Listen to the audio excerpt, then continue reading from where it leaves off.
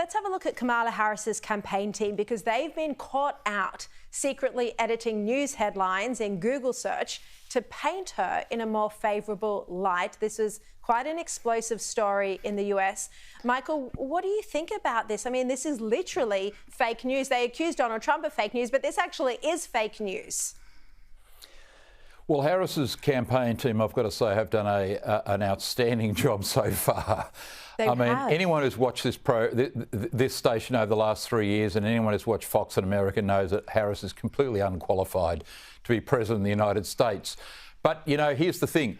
No one knew in America, apart from Fox viewers and Sky viewers, no one knew until a month ago that Biden had dementia. Most people in America have no idea that she has not given an interview yet. That's why her ratings are so high. They're completely unaware. They see her at rallies, they see her occasionally stopped by a plane. No one's aware that she hasn't given an interview. They just think they've read she's great because the hard left media are so desperate to defeat Trump. There's been this shocking protection racket of her, as there was of Biden's dementia, that she's getting away with murder. So none of this surprises me.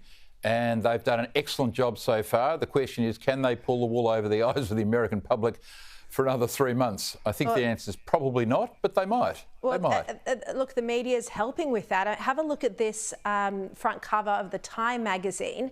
They're basically saying, let's bring it up, it's time for Kamala Harris.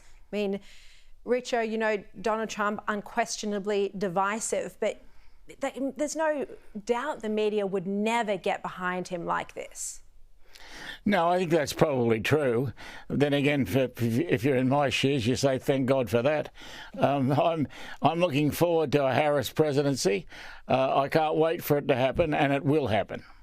You think it will? What's your history of political predictions like when it comes to elections, Richo? Pretty bloody good. Look, it is looking that way. I mean, if you would have asked the question, Michael, a month ago, just after the attempted assassination of Donald Trump, you would have thought he was a shoo-in. But there's been this transformation of Kamala's image, and it does look like, you know, she's giving him a run for his money. Well, she's a narrow favourite to win, I would think. The recent polls in Wisconsin and Pennsylvania have her in front, and Pennsylvania is the go-to state for this election. If she wins the 19 votes there, she probably wins. But as I said, we're in this extraordinary twilight zone of unreality as to where people are looking and thinking, isn't she great? No. She was a hopeless vice president. She's the most left-wing candidate the American public have ever seen, etc., etc., etc., all the things that Sky viewers know. Yeah. Yet she's in front in the battleground states, bizarrely. Yeah, and concerns about her VP emerged over the past day or so with his links to extremists as well. Just very quickly before we go, I want to ask you both about these ugly scenes at a Sydney council chambers last night. These are Greens-led pro-Palestinian protest. It forced the meeting to be abandoned over safety concerns. This was all over a motion to boycott Israel. And the 8 Labor councillors who voted against the motion were actually escorted by police to their cars.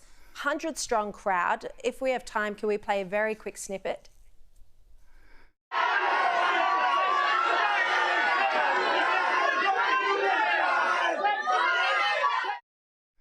Richo, why can't these councils just collect our rubbish and stop worrying about foreign policy?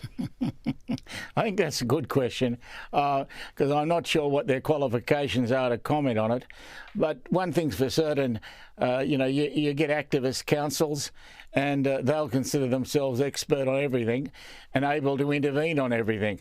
They're not content with where council powers begin and end, and so they simply assume they can extend them. Trouble is they can't, and we're not going to let them anyway. Yeah, all right. Michael Kroger, Graham Richardson, great to see you both. Thank you so much, gentlemen.